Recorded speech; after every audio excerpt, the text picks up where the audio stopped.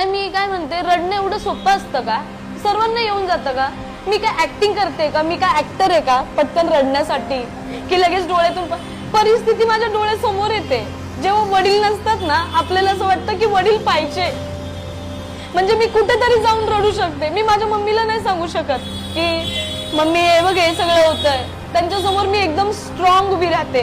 पण कुठे असं वाटतं की मी हे सर्व डिझर्व नाही करत. मी आजपर्यंत कधी असे चुकीचे व्हिडिओ नाही बनवले.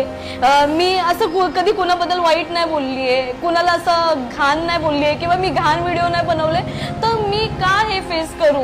नमस्कार मित्रांनो, तर आज माझ्यासोबत आहे डोंबिवलीची शोरमा गर्ल ताई एकता ताई. तुम्ही पाहताय, आज तुम्ही विचार करत असाल नक्की हे काय आहे. आजच्या व्हिडिओमध्ये कसे काय ही ताई माझ्यासोबत आली आणि काय सगळ्या इतर गोष्टींबद्दल बोलणार आहे. माझ्याकडून काय चुका झाल्या किंवा ताईकडून काही चुका झाल्यात का हे पण मी तिला विचारणार आहे. आणि लोकांमध्ये काही प्रश्न आहेत जे ताईबद्दल असतील किंवा मी जे आजपर्यंत बोलत आलो त्या सगळ्या गोष्टींबद्दल बोलणार आहे. काल रात्री आमचा कॉन्टॅक्ट झाला फायनली, आणि त्याच्यानंतर कसा कॉन्टॅक्ट झाला त्या सगळ्या गोष्टींबद्दल बोलणार. ताई, सुरुवातीला मी स्वागत करतो मराठी बोलू चॅनलवर. काय सांगशील? थँक्यू सो मच दादा, मला इथे तुम्ही बोलवल्याबद्दल. आणि मला तुम्हाला भेटून पर्सनली खूप बरं वाटलं.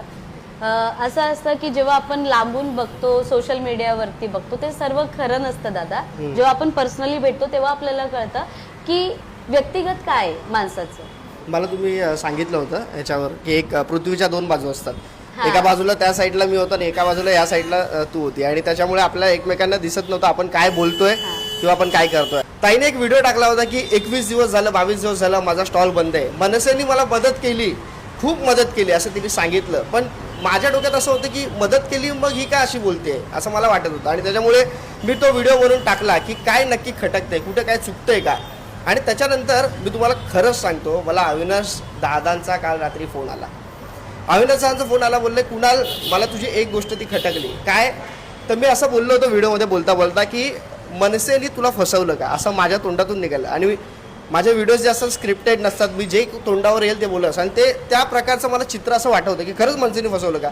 मनसे आणि माझं सॉफ्ट कॉर्नर प्रत्येकाला तुम्हाला माहिती आहे. मनसेसाठी मी प्रत्येक वेळेला बोलत आलो आजपर्यंत. राजसाहेबांच्या प्रेमाखातीर. अविनाश दादा बाबा रे आपल्या सगळ्यांनाच माहिती आहे, त्याच्यावर प्रेम एक वेगळंच आहे. आणि मग दादाने मला क्लिअर केलं सगळ्या गोष्टी की कुणाल त्या मुलीबद्दल तुम्हाला असं वाटतं एकदा ना तिच्याशी बोल, तिला भेट आणि सगळ्या गोष्टी जाणून घे की नक्की ती काय आहे. कारण मी आजपर्यंत आपण भेटलोच नव्हतो आणि बोलतात ना भेटलोच नाही आपण तर बोलू शकत नाही. आणि मग दादाने मला काही गोष्टी सांगितल्या की काय नक्की ती परिस्थिती आहे, ती लोकांसमोर आत्ता मांडायची नाही, सांगायची नाही. मला ते माहिती आहे किंवा आपल्याला माहिती आहे, पण काही दिवसांनी एक लवकरच सरप्राईज असणार ते अविनाश